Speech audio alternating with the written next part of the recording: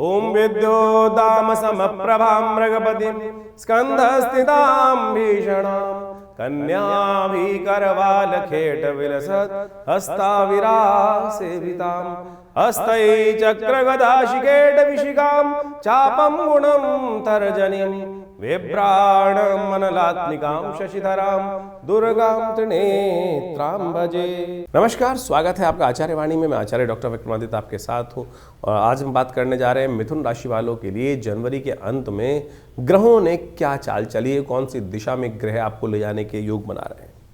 यदि देखें आपकी राशि के दृष्टिकोण से तो ऐसे में जो समय है बहुत महत्वपूर्ण परिवर्तन की तरफ चला गया है और ऐसे में चतुर्ग्रही योग आपकी राशि के दृष्टिकोण से एक ऐसे रहस्यमय स्थान में बना हुआ है कि जो आपको खास तौर पर यदि आपने सही दिशा पकड़ी नहीं तो आप मान लीजिए आपके लिए कुछ ना कुछ समस्याएं भी उत्पन्न कर सकता है समय।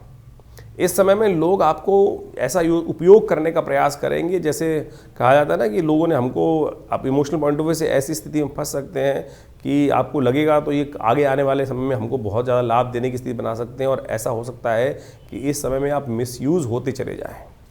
लोग आपके लिए ऐसा कर सकते हैं ना, आपको ज़बरदस्ती कोलू का बैल बनाकर बहुत सारी चीज़ों को आपसे काम करवाएं और उसके बाद धन्यवाद भी ना दें। बिल्कुल ऐसी स्थिति आपकी राशि में बनने को तैयार हो चुकी है। तो ऐसे में ध्यान रखिएगा थोड़ा सा, क्योंकि इस वक्त आपकी राशि के स्वामी जो बुध हैं वो अस्त हैं, साथ में शुक्र भी अस्त चल रहे हैं। तो क्या होता है कि जब हमें कहाँ कौन सा जवाब कब देना है वो हमको समझ में नहीं आता, चीज़ों को हमको मैनेज करने में दिक्कत आ जाती है। तो ऐसा योग आपकी राशि में इस वक्त बना हुआ है। कुछ खास हिदायतें हैं आपकी राशि के दृष्टिकोण से, कब कौन से समय में किस प्रकार का रास्ता आपको अपनाने का प्रयास करना चाहिए। उपाय क्या है, ज्योतिष के दृष्टिकोण से हर कोई कहता है जी उपाय करने का प्रयास करें। उपाय के नाम पे हर एक को कहीं ना कहीं कोई या तो माला पहना दी जाती है और या कहीं ना कहीं कोई अंगूठी पहना दी जाती है।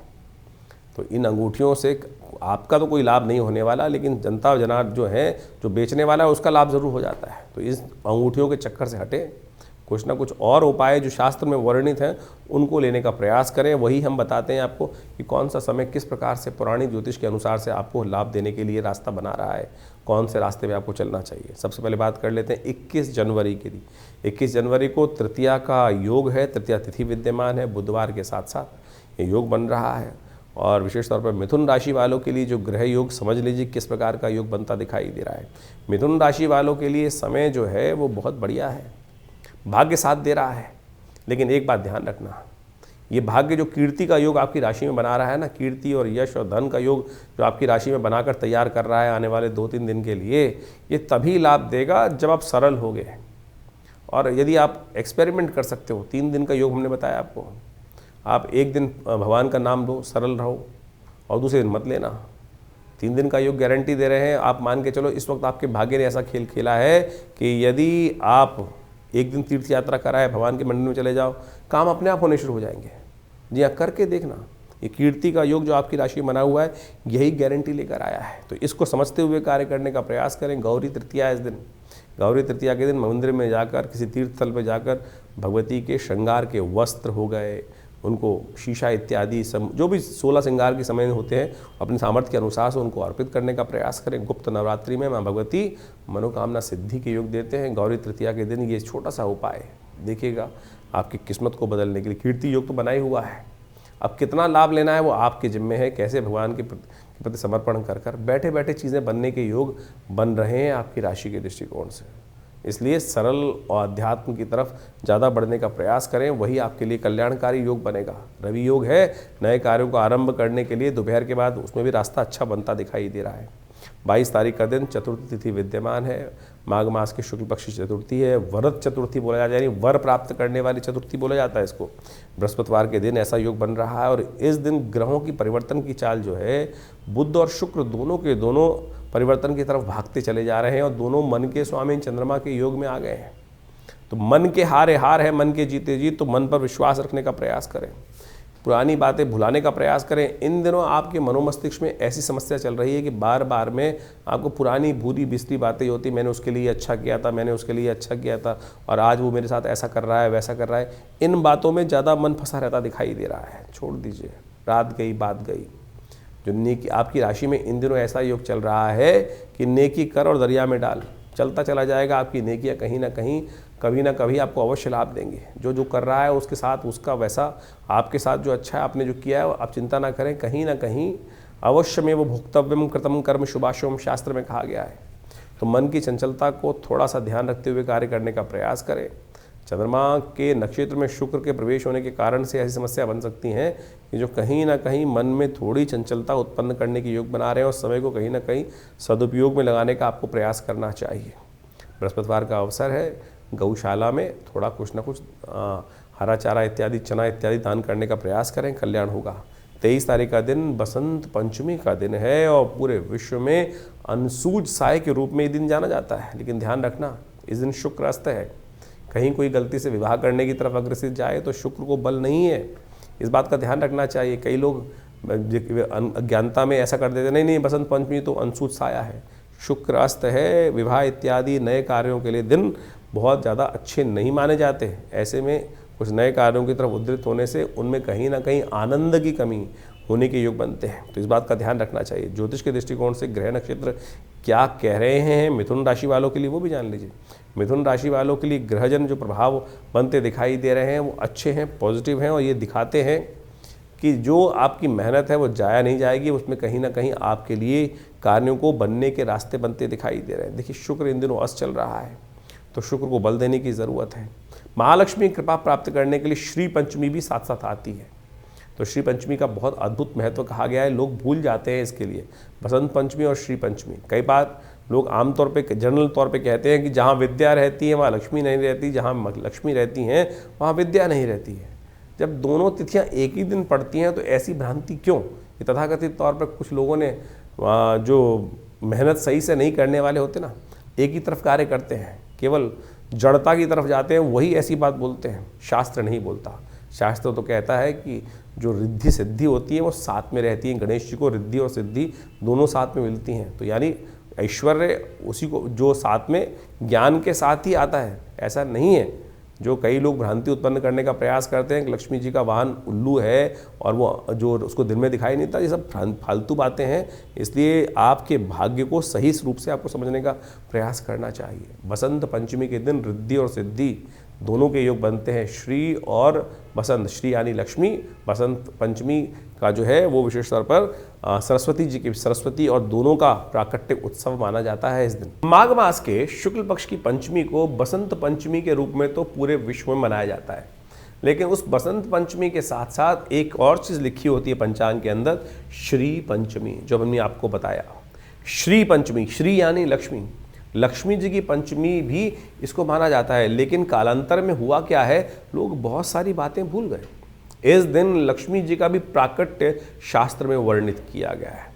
शास्त्र में कहा जाता है कि जब इंद्र जो थे श्रीविहीन हो गए, इंद्र एक कथा शास्त्र में आती है और उसको समझने की आवश्यकता है कि इंद्र जब श्रीविहीन हो गए थे तो ऋषि दुर्वासा के श्राप के कारण से, तब क्या हुआ था कि महालक्ष्मी उनको त्याग कर पूरे संसार को, जब दुर्वासा जी ने श्राप दिया इंद्र को श्रीविहीन हो जाने के का, तब हुआ क्या, कालांतर में धीरे धीरे इतना ज़्यादा वर्चस्व चल रहा था त्रैलोक्य के अंदर इंद्र इत्यादि देवताओं का कि सबको श्री की भरमार थी, ऐश्वर्य की भरमार थी। धीरे धीरे उदासीनता आई और महालक्ष्मी को लगा कि उनका सम्मान ही नहीं रहा है।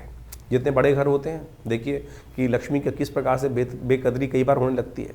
और जब लक्ष्मी की बेकदरी होने लगती है, उनका अपमान होने लगता है, झूठे हाथों से ही सब कार्य चलने लगते हैं, अशुद्धता सब जगह व्याप्त होने लगती है, महालक्ष्मी का ध्यान नहीं रहता है। आप समझें कि इस प्रकार से झूठे हाथों से पैसे को छूना और अनेक प्रकार के गलत कार्यों में धन का उपयोग करना, लक्ष्मी साक्षात भगवती हैं और उनका उपयोग गलत कार्यों में करना शुरू कर देते हैं लोग। तो क्या होता है कि लक्ष्मी श्राप दे देती हैं, ऐसे में उदासीन हो जाती हैं, चली जाती हैं, चलायमान चंचला है लक्ष्मी।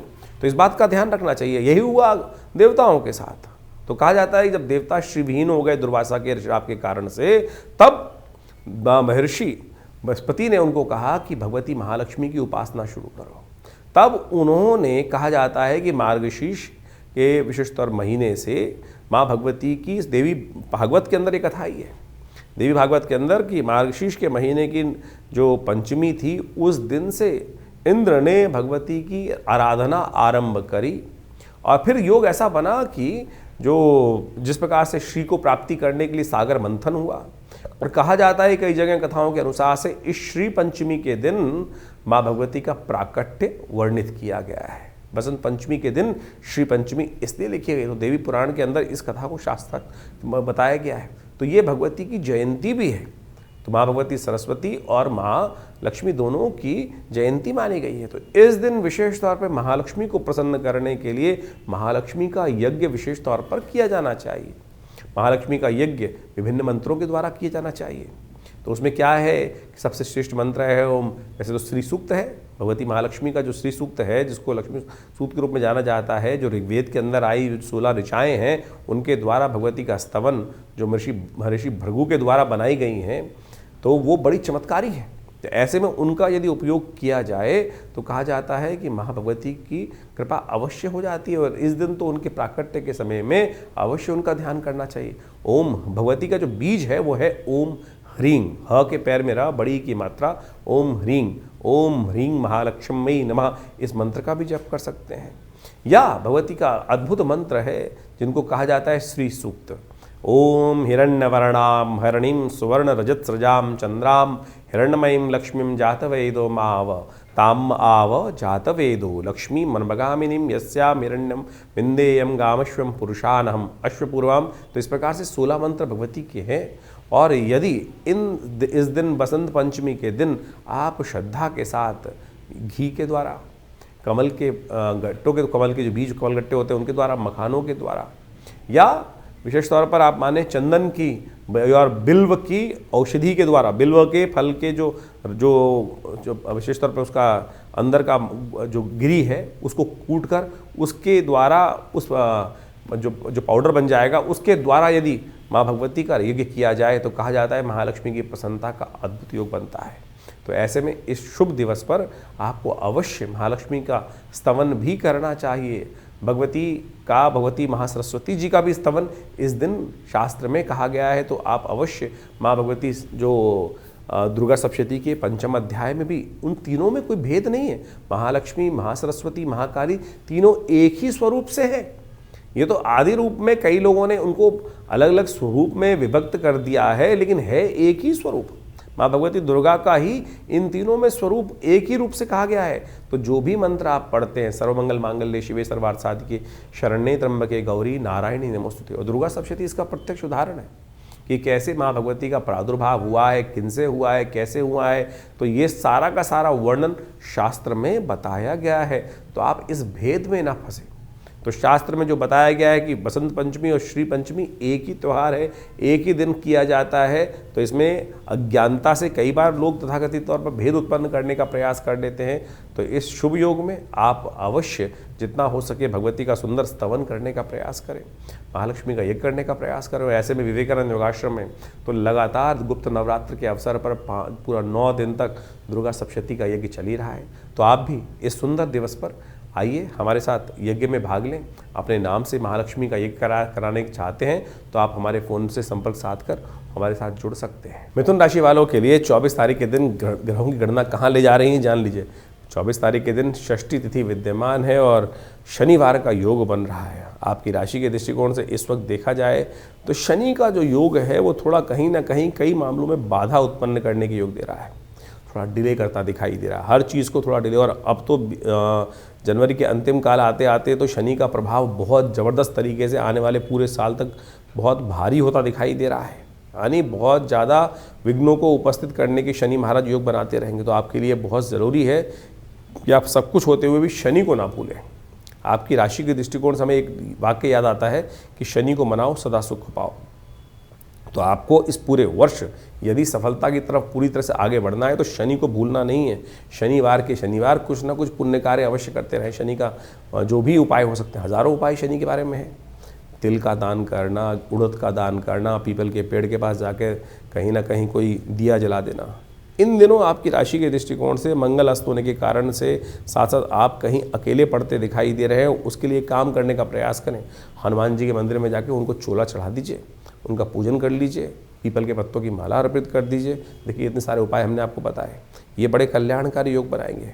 भगवान शिव की कृपा भी यदि प्राप्त हो जाए तो शनि का कंट्रोल भी हो जाता है। इस दिन मंदार षष्ठी है। जितनी आपकी आयु है, एक काम करिएगा, मंदार के उतने पत्ते या उतने फूल लेकर भगवान शंकर को अर्पित करने का प्रयास करें। पूरे वर्ष के लिए ये गारंटी है, क्योंकि सूर्य का संबंध मंदार के साथ बहुत बढ़िया होता है और सूर्य जो है शनि के पिता माने जाते हैं। यदि ये उपाय कर लिया जाए तो भगवान शंकर की कृपा से आपके बहुत सारे शनि के उपद्रव जो है वो शांत होने की तरफ अग्रसित होंगे। तो ये उपाय टोटका तौर पे मान लीजिए, शास्त्र में वर्णित है, कर लीजिए, कल्याण होगा। 25 तारीख का दिन जो है रविवार के दिन सप्तमी का योग लेकर आया है और इस दिन ग्रह नक्षत्रों का परिवर्तन का योग जो बन रहा है वो कहीं ना कहीं आपके लाभ की गारंटी देता दिखाई दे रहा है। स्थितियों को परिवर्तन करने की गारंटी देता दिखाई दे रहा है। बस थोड़े सा एक बात का ध्यान रखना है कि हम अपनी चीज़ों को सही समय से यूटिलाइज कर सकें। यहाँ इन दिनों आपकी राशि के दृष्टिकोण से क्या है, संकोच में आप बहुत चीज़ें जो है ना दबे कई बार दबी बिल्ली चूहों से कान कटवाए कहा जाता है। तो क्या होता है, कई बार लोगों के प्रेशर में आकर, समाज के प्रेशर में आकर, किसी ना किसी इमोशनल पॉइंट ऑफ व्यू से प्रेशर में आकर आप अपनी बात सही समय पर बोल नहीं पा रहे हैं और नहीं बोल पाओगे तो फिर क्या होगा, वो दिक्कत होने का योग दिखाई दे रहा है। तो ऐसे जो है जहाँ दबाव में रहकर काम करना पड़ रहा है वो मत करिए, उससे अच्छा रहेगा। कोई मिलने वाला आपकी दुकान पर आ गया और आपने उसको चाहते हुए भी भैया पैसे तो दे जा, और वो आपको चीज़ें जो है वो आपको दबाकर इमोशनल पॉइंट ऑफ व्यू से साइकोलॉजिकली खेलकर आपसे फ्री में चीज़ ले गया, मेहनत आपकी बेकार चली गई चीज़ें। तो ऐसे योग आपकी राशि में इस वक्त बन के तैयार है। तो ऐसे लोगों से थोड़ा दूर रहने का प्रयास कीजिएगा ये समय। अन्यथा यदि आपने इस चीज़ के ऊपर ओवर कंट्रोल कर लिया तो फिर दिन आपके लिए बढ़िया हो सकता है। ऐसा ध्यान करते लाभ के योग हैं, लेकिन इमोशनल पॉइंट ऑफ व्यू से कहीं ना कहीं संकोच के कारण से आप समस्याओं को थोड़ा सा बिगाड़ते दिखाई दे रहे हैं। बस इमोशनल पॉइंट ऑफ व्यू से अपने आप को थोड़ा सा चिकना घड़ा बना के रखिए तो अच्छा रहेगा। भानु सप्तमी है इस दिन। जी हाँ, भानु सप्तमी। सूर्य इन दिनों आपकी राशि के दृष्टिकोण से जहाँ चल रहे हैं उन्होंने सब ग्रहों का अस्त कर रखा है। इस दिन सूर्य का जन्म दिवस है। माघ मास की सप्तमी को सूर्य का जन्म दिवस कहा जाता है। एक उपाय बता रहे हैं, कर लीजिएगा, कल्याण होगा। भानु सप्तमी एक ऐसी तिथि है जिसको शायद लोग भूल चुके हैं, यानी भानु सप्तमी यानी सूर्य का जन्मदिन। अनादिकाल में सूर्य इसी दिन से प्रकाश देना आरंभ किए थे। माघ मास की जो शुक्ल पक्ष की सप्तमी होती है उसको भानु सप्तमी कहा जाता है। भानु सप्तमी सूर्य का जन्मदिवस के रूप में मानी जाती है और इस बार अद्भुत योग बनकर तैयार हो रहा है कि रविवार भी है और भानु सप्तमी का योग भी बन रहा है। और यदि आपकी राशियों के दृष्टिकोण से देखा जाए तो जो प्रभाव है वो आप अच्छे से समझ लीजिए। इस समय सूर्य के तमाम दोषों को दूर करने के लिए ये वर्ष सूर्य का वर्ष है। और सत्य मान लीजिए इस बार जितनी उठापटक होने वाली है, क्योंकि बाकी ग्रहों की स्थिति जिस प्रकार की बन के तैयार होने वाली है, आप मान लीजिए एक के बाद एक अपनी महत्वाकांक्षाओं को पूर्ण करने के लिए लोग जो है वो ऐसी तरफ उद्धृत होने वाले हैं कि इस वर्ष कहीं ना कहीं भयावह स्थिति, टकराव शक्तियों, विभिन्न शक्तियों को आपस में टकराने की स्थिति बनती दिखाई दे रही है। चाहे छोटे लेवल पे हो चाहे बड़े लेवल पे हो। बड़े लेवल पे तो आप देख ही चुके हैं कि वर्ष के आरंभ के साथ ही कैसे बड़ी बड़ी शक्तियां आपस में एक दूसरे पे कब्जा करने के लिए होड़ में लगे हुए हैं। इस कार्यक्रम में हमने पहले भी अपने चैनल के माध्यम से बताया था कि ये जो वर्ष 2026 है ये सूर्य का वर्ष है और ये ऐसा वर्ष आया है कि जिसमें लोग अपनी अनाधिकार चेष्टा करने की तरफ अग्रसित होंगे, क्योंकि सूर्य जो है वो बहुत तेजी गति से इस वक्त ऐसे योग बनाते दिखाई दे रहे हैं कि जो राजा प्राप्ति करने के स्थान प्राप्त करने की तरफ अग्रसित होते दिखाई दे रहे हैं। तो मनोमस्तिष्क में कहीं ना कहीं क्लैश उत्पन्न करने के योग बहुत तेजी से बनते दिखाई दे रहे हैं। तो ऐसे में भगवान सूर्य को आपके जीवन में, क्योंकि बेकार कि हम सब आपकी राशि के दृष्टिकोण से समझें तो कैसा योग बना रहे हैं, तो कहीं ना कहीं अपने ज़बरदस्ती के अहंकार को हम यदि और ज़्यादा घी डालेंगे तो कहीं ना कहीं सूर्य के जो नेगेटिव प्रभाव को भी हम प्राप्त कर सकते हैं। तो कोशिश करें, अत्यधिक ताप जो होता है ना वो ठीक नहीं होता।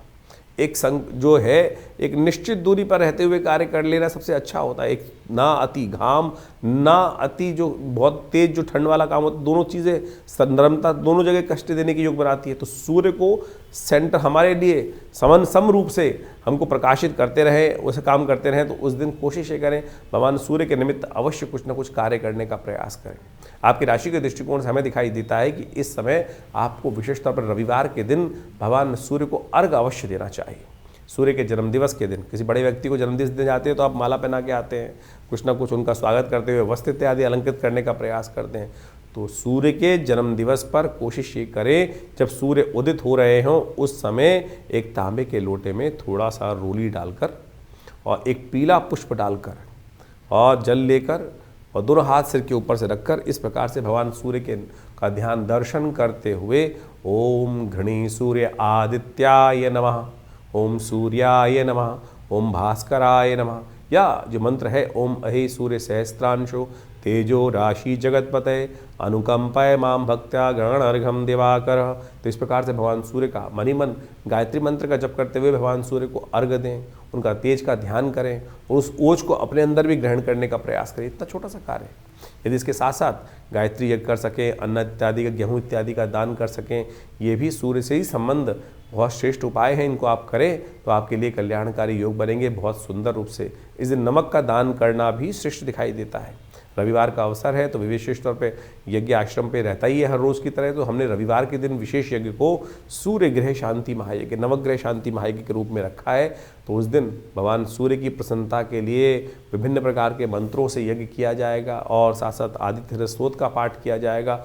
आप उस यज्ञ में सम्मिलित होकर, जो विवेकानंद योगाश्रम में रविवार को सुबह 8 बजे से आरंभ होकर करीब करीब 11 बजे तक कार्यक्रम चलेगा। भगवान सूर्य की विभिन्न कथाओं के माध्यम से भगवान सूर्य के निमित्त विभिन्न प्रकार के यज्ञ इत्यादि मंत्र इत्यादि के द्वारा यज्ञ में आहुतियाँ देकर भगवान सूर्य के तमाम कष्टों को दूर करने के लिए, जब सूर्य शेष नहीं होता तो बहुत सारी समस्या देता है कुंडली के अंदर। जब सूर्य खराब चल रहे होते हैं तो स्किन डिसीज, हड्डियाँ संबंधी समस्याएँ, या आपके लिए हार लगातार हो जा रही है जीवन में, तो समझ लीजिए कहीं ना कहीं सूर्य ठीक नहीं है। बहुत ओवर एम्बिशियस आदमी है वो भी सूर्य के कहीं ना कहीं जो सेल्फ कॉन्फिडेंस व्यक्ति लूज कर चुका है और कीर्ति प्राप्त हो ही नहीं रही है। कीर्ति का संबंध भी सूर्य के साथ होता है, आत्मा का संबंध भी सूर्य के साथ ही है। तो जितने डिप्रेशन की बहुत सारी बीमारियां हैं, बहुत सारे लोग केवल चंद्रमा से जोड़ते हैं उसको, लेकिन यदि सूर्य बलहीन है कुंडली के अंदर, या पापग्रह युक्त है, या अच्छी अवस्था में नहीं है, या नवांश में अच्छी अवस्थाओं में नहीं है, ग्रह खराब ग्रहों के साथ बैठा हुआ है, तो इस प्रकार की समस्याएं उत्पन्न करने का योग दे देता है। अब है तो है, जो योग है उसको ठीक कैसे किया जाए, तो ऐसे शुभ मुहूर्त जो आ जाते हैं उस समय में हमको इनके छोटे छोटे निदान जो हैं वो कर हम बहुत बड़ा लाभ अपने जीवन में प्राप्त कर सकते हैं। तो इसलिए हमने ये सारा रहस्य आपके समक्ष रखा है। उपाय बहुत सरल है, बहुत सीधा साधा है। हींग लगे ना फिट करे, रंग चौका हुआ, कोई बहुत पैसे खर्च करने की ज़रूरत नहीं है। लोग लाखों रुपए के कुछ ना कुछ, कोई माणिक के पहनने के लिए खर्चा कर देता है, कोई सोने की अंगूठियाँ पहनने के लिए खर्च कर देता है, कोई लाखों रुपए के दान करने की व्यवस्था कर देता है। तो सीधा सरल तरीका है, भगवान के मन दिव्य से उनको अर्घ दीजिए, यज्ञ में बैठिए। हमारे आश्रम में रविवार वाले कार्यक्रम में कोई धन नहीं लिया जाता। बहुत सारे लोग कहते हैं कि कोई मेंबरशिप फीस, किसी प्रकार भी कोई खर्चा नहीं है। आप आएँ, चाहें तो बैठ के हमारे साथ उस कार्यक्रम में भाग लें। माँ भगवती आपकी समस्त मनोकामनाएं सिद्धि करें। तो ऐसे में तो बड़ा सुंदर योग बना हुआ है। सप्तमी का, गुप्त नवरात्रि में सप्तमी का योग भी है और साथ साथ गुप्त नवरात्रि का यज्ञ भी चल रहा है। तो आप इस कार्यक्रम में अवश्य भाग लेकर माँ भगवती की कृपा अपने जीवन में समस्त कष्टों को दूर करने के लिए अपना सकते हैं। मिथुन राशि वालों के लिए 26 जनवरी का दिन ग्रह नक्षत्रों की गणना की तरफ से कहाँ ले जाता दिखाई दे रहा है, जान लीजिए। सबसे पहले तो आपको गणतंत्र दिवस की बहुत शुभकामना। ये दिवस जो है हमारे स्वाभिमान का दिवस है, हमारे को किस प्रकार चलना है उसको बताने का दिवस है। और आपकी राशि के दृष्टिकोण से इन दिनों आप जो चल रहे हैं ना, उस चाल में थोड़ी गड़बड़ है। जी हाँ, और वही आपको थोड़ा परेशान करती दिखाई दे रही है।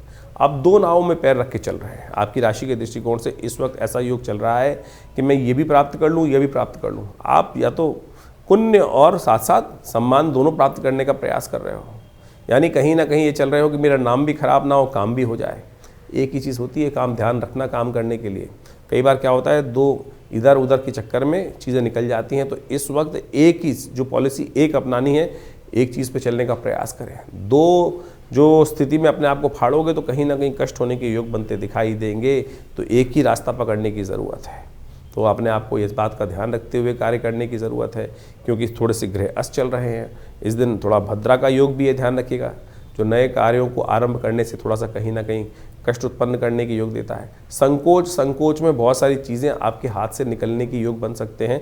तो इस बात का ध्यान रखते हुए कार्य करने की ज़रूरत है। सोमवार का अवसर है, शिव का ध्यान करें, शिव को थोड़ा सा अभिषेक करें, कल्याण होगा। मिथुन राशि वालों के लिए 27 तारीख के दिन ग्रहों की गणना क्या कह रही है, जान लीजिए। देखिए मिथुन राशि वालों, 27 तारीख को ग्रहों का एक परिवर्तन का योग हो रहा है, जो आपकी राशि के दृष्टिकोण से एक बात ध्यान रख लेना, आपके मन को बहुत ऊंचे लेवल पे ले जाने वाला है और ज़मीन से उठ के जो काम करते हैं ना, वो कई बार बहुत तेज़ गति से नीचे करते हैं। दिन आपके लिए अच्छा है, लेकिन आप जो हैं कई बार मनोमस्तिष्क के दृष्टिकोण से हवा में तैरते दिखाई दे रहे हैं। प्रैक्टिकल वे में काम करने की ज़रूरत है। विचार बहुत ऊंचे हैं, कहीं ऐसी स्थिति ना हो जाए कि ऊंचा दुकान फीके पकवान। लोग इस बात को ध्यान रख सकते हैं और आपको वो दिन भारी पड़ सकता है शाम आते आते। इसलिए कोशिश ये कीजिएगा, सुबह जो स्थिति मनोमस्तिष्क में काम कर रहे हैं उसी चीज़ में रहने का प्रयास करें। कोई हवा भरने का आपके मनोमस्तिष्क में कार्य करे तो उससे बचिएगा। मीठी मीठी बातों से यदि आने के योग दिखाई देते हैं और मीठी बातों में आने के कारण से कहीं ना कहीं शाम तक कुछ नुकसान की स्थिति भी बन सकती है। आज मंगलवार का अवसर है इस दिन, और साथ साथ गुप्त नवरात्रि समाप्त हो रही है।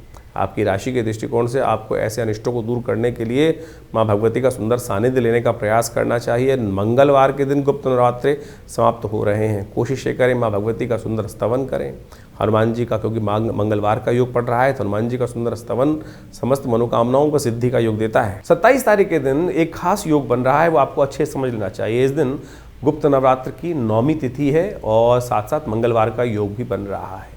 ये मंगल को जब भी कोई अनुष्ठान जब पूर्ण करने का योग बनता है तो कहा जाता है ऐसे में मनोकामनाओं को सिद्धि के लिए अद्भुत योग बनता दिखाई दे रहा है। 9वीं और मंगलवार का योग माँ भगवती को प्रसन्न करने के लिए बड़ा सुंदर, ग्रह नक्षत्र चंद्रमा उच्च के होकर विराजमान है इस दिन। तो ये योग मनोकामना सिद्धि के लिए बड़ा अद्भुत शास्त्र के दृष्टिकोण से वर्णित किया गया है। हमने विवेकानंद योगाश्रम में जो 9 दिन से चल रहा गुप्त नवरात्रि का यज्ञ है, माँ भगवती का चंडी यज्ञ जो चल रहा है, उसकी पूर्णाहुति की वेला रहेगी। और साथ साथ मंगलवार का सुंदर कांड का पाठ रखने का भी हमने सुंदर कार्यक्रम रखा है।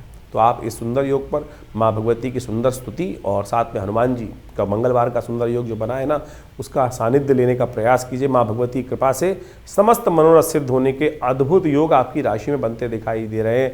ध्यान रखिएगा, ये योग बहुत ही चमत्कारी है, बहुत ही मनोकामनाओं को सिद्ध पूर्ण करने वाला है। हमने 9 दिन तक जिस प्रकार से माँ भगवती की सुंदर आराधना करने का योग बनाया है, जो भगवती के विभिन्न यज्ञ 9 दिन तक सप्तशती के यज्ञ चले हैं, उसके साथ साथ अंतिम में भंडारा और साथ साथ माँ भगवती की सुंदर आरती और सुंदरकांड मंगलवार पढ़ने के कारण से जो हमारा रेगुलर सुंदरकांड चलता है शाम के समय, उसका एक भव्य कार्यक्रम विवेकानंद योगाश्रम में रखा गया है। आप सब सादर आमंत्रित हैं। इसी अवसर पर, 9वीं के अवसर पर कहा जाता है कि जो भगवती का दर्शन 9वीं के दिन करते हैं, और ये दुर्गा सप्तशती के अंदर स्वयं एक जो 12वां अध्याय वह वर्णित है, माँ भगवती दुर्गा उनकी मनोकामना सिद्ध कर देती हैं पूर्णता। और उसमें मंत्र आया है, सर्वा बाधा विनिर्मुक्तो धनधान्य सुतान्विता मनुष्यो मत प्रसादेन भविष्यति न संशय, कि ऐसे में कोई संशय नहीं है। तो आप सब सादर आमंत्रित हैं इस जो पूर्णाहुति का यज्ञ है इसमें भाग लेने के लिए। तो ये करीब करीब शाम के 5 बजे से कार्यक्रम आरंभ होकर जो करीब करीब रात्रि में 10 बजे तक चलेगा। आप सब सादर आमंत्रित हैं विवेकानंद योगाश्रम में इस नवरात्रि के साथ साथ सुंदरकांड के पाठ में। माँ भगवती आपकी मनोरथ सिद्ध अवश्य करेंगी। मिथुन राशि वालों के लिए 28 तारीख का दिन महत्वपूर्ण परिवर्तन का, ग्रह गणना का योग दिखाता है। इस दिन मंगल महाराज जो हैं वो चंद्रमा के नक्षत्र में प्रवेश करते दिखाई दे रहे हैं और मंगल में एक नई एनर्जी आती दिखाई दे रही है। साथ साथ इन ग्रहों का परिवर्तन जो है वो आपकी राशि के दृष्टिकोण से जो है वो आपको समझ के कार्य करने की ज़रूरत है। इमोशनल पॉइंट ऑफ व्यू से अपने आप को थोड़ा स्ट्रांग रखने की ज़रूरत है। बेकार के कामों में कुछ अत्यधिक धन खर्च होने के योग दिखाई दे रहे हैं और मन जो है ना वो थोड़ा सा ऐसा हो सकता है कि मन के विचार जो हैं वो थोड़े आप पर भारी पड़े, और उसी के कारण से जो है मंगल के स्ट्रांग होने के कारण से, शुक्र के साथ संबंध बना लेने के कारण से, और शुक्र बहुत जल्दी उदय होने भी जा रहे हैं, तो इन दिनों जो है मन की चाहत जो है वो कहीं ना कहीं इमोशनल पॉइंट ऑफ व्यू से आप पर भारी पड़ती दिखाई दे रही है। तो कोशिश करें थोड़ा सा अपने आप को कंट्रोल करने का प्रयास करें इमोशनल पॉइंट ऑफ व्यू से। यानी लव लाइफ में कहीं ना कहीं समय भारी होता दिखाई दे रहा है, चीज़ें आप पर भारी पड़ती दिखाई दे रही हैं, चीज़ें आप पर महंगी पड़ती दिखाई दे रही हैं।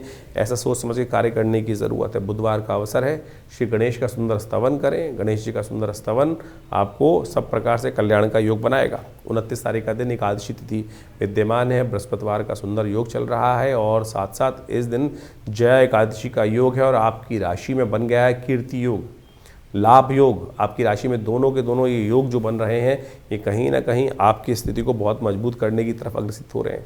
एनर्जी लेवल भी अच्छा रहेगा और आपके पॉजिटिव थिंकिंग के कारण से कहीं ना कहीं अच्छे विचारों के कारण से, तेज विचारों के कारण से, सही समय पर सही कार्य होने के कारण से आपके लिए स्थितियाँ अच्छी योग बनाती दिखाई दे रही हैं। भगवान विष्णु का सुंदर सुबह सुबह आशीर्वाद लें हो सके तो इस दिन उपवास रखें। कहा जाता है कि कोई और व्रत करो ना करो, कम से कम एकादशी का व्रत अवश्य करने का प्रयास करना चाहिए। बृहस्पतिवार के दिन सुंदर एकादशी, जया एकादशी का योग जो है वो संपूर्ण मनोरथों को सिद्ध करने वाला है, विजय देने का योग भी बनाने वाला है आपकी राशि के दृष्टिकोण से। कीर्ति का योग तो बन ही रहा है, तो इस समय में यदि आप थोड़े से अपने अच्छे संपर्कों का लाभ लें तो वो आपको स्थितियों को ठीक करने में और ज़बरदस्त सहायता प्रदान करेगा। 30 तारीख का दिन द्वादशी तिथि का विद्यमान है और उस दिन शुक्रवार का सुंदर योग बन रहा है और आपकी राशि में जो श्री का योग बना हुआ है, कीर्ति का योग बना हुआ है, वो अभी भी विद्यमान है। और आपकी राशि के दृष्टिकोण से आप समझें कि शुक्र उदय होने का सुंदर रास्ता बना रहा है और इस शुक्र मंगल के साथ युति होकर बुध और सूर्य के साथ बैठकर आपकी राशि में कहीं ना कहीं आपको जो आपके संपर्क हैं, आपकी दोस्ती है, उसका लाभ कहीं ना कहीं देने का योग अब पूरी तरह से बनाकर तैयार है। तो ऐसे में संकोच त्याग कर आगे बढ़कर कार्य में समय लिप्त होने की ज़रूरत है। वो चीज़ें आपके लिए दोस्ती यारी में कहीं ना कहीं आनंद प्राप्ति के योग भी बनते दिखाई दे रहे हैं। शुक्रवार का अवसर है, परफ्यूम का इस्तेमाल अवश्य कीजिएगा और हो सके तो भगवान शंकर को मंदिर में जाकर, क्योंकि शुक्र प्रदोष का योग चल रहा है, उस इत्र के द्वारा भगवान का अभिषेक करने का प्रयास करें। त्र्यंबकम यजामहे सुगंधिम पुष्टिवर्धनम, इस मंत्र का उच्चारण करते हुए देखिएगा जो है भगवती कृपा से आपकी मनोरथ सिद्ध होने के योग बनेंगे। बात कर लेते हैं 31 तारीख की त्रयोदशी तिथि विद्यमान है और शनिवार के दिन त्रयोदशी तिथि के साथ साथ ग्रहों का परिवर्तन का योग सबसे बड़ा होने जा रहा है। इस दिन चंद्रमा भी परिवर्तन की तरफ जाएंगे और साथ साथ जो शुक्र ग्रह हैं वो मंगल के नक्षत्र में प्रवेश करते दिखाई दे रहे हैं और ये कहीं ना कहीं आपके इमोशनल पॉइंट ऑफ व्यू से दिन बहुत अच्छे पॉजिटिव होने के योग बनते दिखाई दे रहे हैं। इनके कारण से लव लाइफ में एक नई जान आने के योग बनते दिखाई दे रहे हैं, नए दोस्ती में कहीं ना कहीं इजाफा होने के योग दिखाई दे रहे हैं और साथ साथ आपके विचारों में भी कुछ ना कुछ जो थोड़ी बहुत कमी दिखाई दे रही थी, सही समय पर सही रास्ता नहीं दिखाई दे रहा था, वो भी आपके विचारों में पॉजिटिव आने के योग बनते दिखाई दे रहे हैं। तो इस प्रकार से आपने ग्रहों का योगा योग समझा। ग्रहों के योगा योग के कारण से ही जीवन में घटनाओं का जो आगे सृजन होता है वो वास्तविक तौर पर समझा जा सकता है। ग्रहों का योगा योग कब हमारे लिए शुभ है, कब हमारे लिए अशुभ है, ये ज्योतिष की काल गणना बहुत प्रत्यक्ष रूप से समझा सकती है। आने वाला समय किस करवट बैठने वाला है, हमारे साथ क्या कुछ होने के योग हैं और कब हम अपने जीवन के योगा योगों को अपने लिए शुभ उपयोग कर सकते हैं, इसको इस प्रकार समझें। बहुत सारे लोग कहते हैं कि नहीं ऐसा कुछ नहीं हो सकता है। बिल्कुल, आप तो हर रोज़ इसी प्रकार का कार्य करते हैं। आपके अनुभव से आपको पता है कि कब सर्दी आने वाली है, कब गर्मी आने वाली है, कब बरसात होने के योग हैं, तो आप अपने आप को उससे पहले तैयार कर लेते हैं। सर्दी से पहले गर्म कपड़े खरीद लेते हैं और गर्मी आने से पहले उसके अनुसार से अपने घर में व्यवस्था कर लेते हैं, जिससे आपके लिए क्या होता है कि वातावरण के अनुसार से अपने आप को व्यवस्थित करने का मार्ग बन जाता है। ये आपका अनुभव है। ज्योतिष भी वही है, उसकी और सूक्ष्म गणनाएं हैं कि किसके अनुसार से अप्रत्यक्ष रूप से क्या कुछ घटनाएं हमारे साथ होने वाली हैं और कैसे हम उसको अपने जीवन में रक्षात्मक तौर पे यूज़ कर सकते हैं। कब हमारे लिए लाभ का समय है और कब हमारे लिए समय कष्ट वाला है। जैसे किसी के लिए कभी जन्मपत्री में समय चल रहा होता है, कोई दशा महादशाएं अंतरदशाएं किस प्रकार की बन रही हैं, ढैयाएँ बन रही हैं, अशुभ योग बन रहे हैं, कभी शुभ योग बन रहे हैं, कब जीवन में भाग्योदय का योग बनने वाला है। तो उस समय में अगर मिट्टी में भी हाथ डालोगे तो सोना बन जाएगा और समय खराब चल रहा हो और ऐसे में पता ना हो तो क्या होगा कि गलत जगह फंस जाएंगे। सोने में के हाथ यदि मिट्टी में डालेंगे और वो परिवर्तन किस प्रकार से हो जाएगा, राख में परिवर्तित हो जाएगा। तो यही जो समय की काल गणना का ज्ञान है, काल चक्र ज्योतिष विज्ञान के अनुसार से आप समय को प्रत्यक्ष रूप से समझ सकते हैं। तो इसलिए अपने मन मस्तिष्क को भ्रांति में ना रखें। बहुत सारे लोग तथाकथित तौर पर आप ज्योतिष के ऊपर कई प्रकार के प्रश्न चिन्ह खड़े करने के प्रयास करते हैं और बहुत सारी अनेक व्यंग्यात्मक तौर पे बहुत सारी बातें चलती रहती है। हम भी देखते रहते हैं कभी कभी बहुत सारे लोग व्यंग्यात्मक तौर पे जिन्होंने मजाक उड़ाना है वो मजाक उड़ाते रहेंगे। तो आप कोशिश ये करें, ज्योतिष विज्ञान के माध्यम से लाखों वर्षों से लोगों ने इसका लाभ लेते आए हैं और प्रत्यक्ष रूप से आप भी अपने जीवन में ग्रहों की गणनाओं को अच्छे समझकर कार्य करने का प्रयास करें। चिंता ना करें। कई कुंडलियों में बहुत सारे अशुभ योग होते हैं। कोई अपने मनोमस्तिष्क में ऐसी विचित्र विडंबनाएं लेके बैठ जाते हैं। अब क्या हुआ, किसी के बच्चे की कुंडली जन्म हुआ और वो मांगलिक निकला या कोई और योग निकल आया, किसी कुंडली में अशुभ के मुद्रम योग निकल आया और तो उसके कारण से बहुत सारी भयावह स्थिति बन जाती हैं। लेकिन यदि आपका ज्ञान सही है, ज्योतिष के अंदर कारण जान के निवारण के मार्ग भी तो जगह जगह समय समय समाधान जो है वो जगह जगह बताए गए हैं, और सत्य माने वो समाधान प्रत्यक्ष रूप से कार्य करते हैं। चाहे वो महामृत्युंजय मंत्र हो, चाहे वो लक्ष्मी प्राप्ति के मंत्र हो, चाहे वो विभिन्न प्रकार के अनुष्ठानित चीज़ों में किए जाने वाले प्रयोग हों, उनके द्वारा सब चीज़ें परिवर्तन करने का मार्ग बिल्कुल प्रत्यक्ष रूप से बन सकता है। सकल पदार्थ है जग माही, और एक बात समझ लें, कर्महीन पुरुष पावत नाही। तो इसलिए ऐसा कुछ नहीं है जिसको आप परिवर्तन की तरफ नहीं ले जा सकते। प्रयास की आवश्यकता है, सही दिशा में सोचने की आवश्यकता है, सही दिशा में कर्म करने की आवश्यकता है, सही दिशा को पकड़कर उस पर चलने की आवश्यकता है। तो ज्योतिष विज्ञान कभी भी किसी को भ्रांति में नहीं रखता है, और आप सब इस तमाम जो निदान के तरीके हैं उनको अच्छे से अपने जीवन में सरलता के साथ अपनाने का प्रयास करें। हमारा इस कार्यक्रम के माध्यम से आपके समक्ष जुड़ने का एक ही उद्देश्य रहता है कि पौराणिक ज्योतिष जो है, जो वो कथाओं के माध्यम से हमारे विभिन्न शास्त्रों में बताई गई हैं, योगा योग के माध्यम से विभिन्न शास्त्रों में बताई गई हैं, उन समस्त चीज़ों को आपके समक्ष रखें। और एक बात समझें, जो टोटकों के चक्कर में व्यक्ति फंसे रहते हैं ना, उसके कारण से नुकसान होने के योग बन जाते हैं। उनका कोई बेस नहीं होता है करना जो बिना किसी के तथ्यों के बहुत सारे टोटकों का आज की तारीख में जो प्रचलन सा हो गया है। हमारे विभिन्न प्रकार के तथाकथित तौर पर विद्वान जो उपस्थित हो जाते हैं, जो शास्त्र को मानते नहीं हैं और कुछ भी अनर्गल प्रलाप अपने कुछ बातों को करते रहते हैं। जैसे एक बहुत सारी बातें आजकल चलती हैं कि जो ग्रह आपका बहुत अच्छा हो उसका दान नहीं करना चाहिए। कहाँ लिखा है? सोच के दान देना चाहिए क्या? जिस प्रकार से अगर सोच के दान दे रहे हैं तो फिर तो दान का फ़ायदा ही नहीं है, फिर तो व्यवसाय हो गया। फिर वो व्यवसाय कर रहे हो तो फिर उस दान का फ़ायदा ही क्या है? तो इस प्रकार का आप समझें कि किसी कुंडली में किसी ने कहा जी बृहस्पति बहुत अच्छा है, आप बृहस्पति की चीज़ों का दान करना बंद कर दो। आपका शनि खराब है तो आप शनि की चीज़ों को दान कर दो। और उसको अगर आपने कोई ग्रह सबसे अच्छा है जिसकी वजह से आपकी कुंडली में पैसा आ रहा है, उसकी चीज़ों का आपने दान कर दिया तो आपके भी शुभ योग चले जाएंगे। शास्त्र में ऐसा कोई प्रमाण नहीं निकलता, ना मिलता है, ना बताया गया है, ना किसी ग्रंथ में लिखा है। ये केवल आज तथाकथित तौर पर कुछ जो अपने आप को ज्योतिष में एक स्टंटबाजी करने का प्रयास करते हैं, उनके द्वारा ऐसी भ्रांति उत्पन्न करने का प्रयास किया गया है। तो आपसे अनुरोध है कि आप इन सब की बातों को जहाँ जिसकी आवश्यकता है तो उसको आप करने का प्रयास करें, और तो उससे कल्याण होगा, रास्ते भी बनेंगे और जीवन में सुख भी पदार्पण करने के योग बनेंगे, पुण्य जागेंगे। पुण्य को जगाने का हम प्रयास करें। तो इसलिए जो जो हमारे शास्त्र के दृष्टिकोण से जो पुण्य पर्व आ रहे हैं, जैसे आपके समक्ष हम हमें समय बताते रहते हैं पंचांग के माध्यम से कि ये पुण्य पर्व है, इसके दिन इस दिन ये कार्य किया जाए तो बहुत सारे कष्ट निवारण का योग बन जाता है। तो वो अवश्य, और उसके लिए जो टेस्टिमनीज़ हैं वो हमारे पुरानी कथाओं के माध्यम से शास्त्रों में, विभिन्न पुराणों में और विभिन्न ग्रंथों में टेस्टिमनीज़ के तौर पे कथा के माध्यम से बताई गई हैं। चाहे वो सत्यनारायण कथा ही बताई गई है। बहुत सारे लोग तो सत्यनारायण कथा को बड़े व्यंग्यात्मक तौर पे करते हैं कि वैसा हो गया वैसा हो गया। अरे वो टेस्टिमनी है, घटी, तो उसके लिए उसको लिखित किया गया। ऐसे जीवन में घटना घटी कि एक नाम के स्मरण मात्र से, तो उसको आप व्यंग्यात्मक तौर पे लें।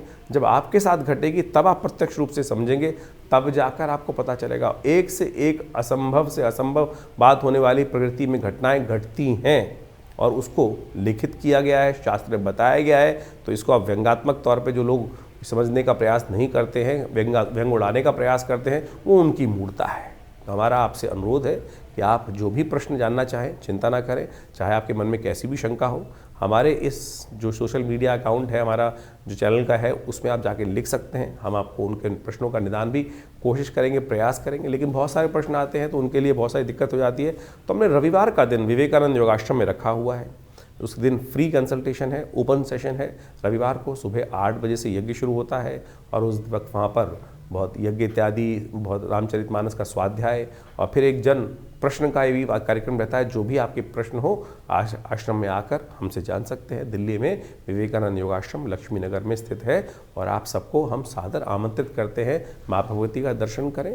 दिव्य प्रतिमा माँ भगवती की विद्यमान है और जो जो मन में जीवन में आकांक्षाएं हों, कष्ट हों, उनको दूर करने के लिए आप माँ भगवती के सानिध्य में यज्ञ करें। अभी तो जैसे इन दिनों नवरात्र का सुंदर पर्व चल रहा है, तो आप उन सब में आकर भगवती के सानिध्य में यज्ञ में बैठ सकते हैं, मनोकामना सिद्धि के लिए प्रयोग कर सकते हैं। हमने देखा है कि जो भी लोग उस यज्ञ में आके बैठते हैं, माँ भगवती की कृपा से उनके कष्ट अद्भुत प्रकार से दूर होते हैं।